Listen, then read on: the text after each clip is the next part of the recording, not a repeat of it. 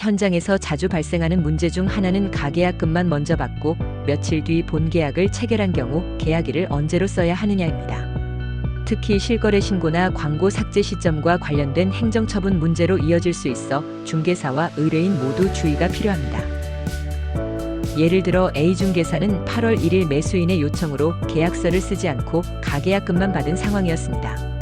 이후 8월 3일 매수인이 매도인과 대면해 계약서를 작성했지만 이 경우 실거래 신고상 계약일은 과연 언제로 해야 할까요? 실무에서 혼란이 생기는 이유는 기관마다 계약 체결일에 대한 해석이 다르기 때문입니다.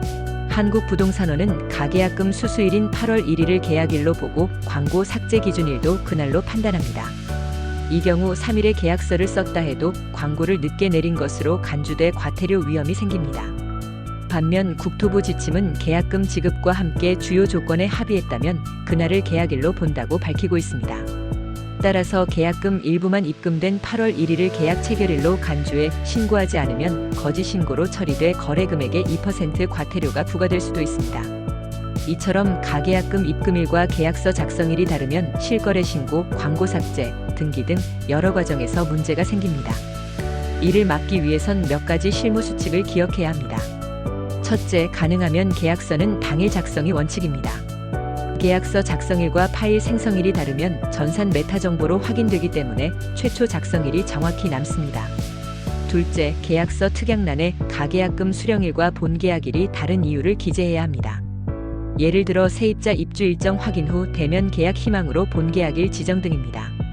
또한 가계약 사실을 문자로 남길 때는 중개사무소 등록번호로 발송해야 하며 SNS나 메시지에서 계약 체결 의사와 본계약일 설정 근거가 드러나게 작성해야 향후 분쟁 시 보호받을 수 있습니다. 계약서 작성 전 공적장부 발급도 필수입니다.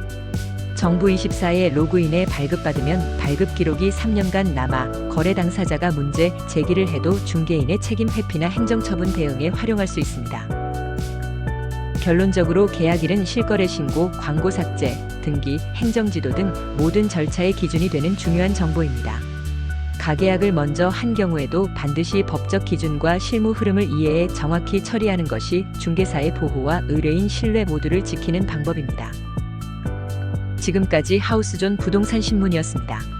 지속적으로 부동산 뉴스와 매물을 동시에 받아보시려면 구독과 좋아요 부탁드립니다. 감사합니다.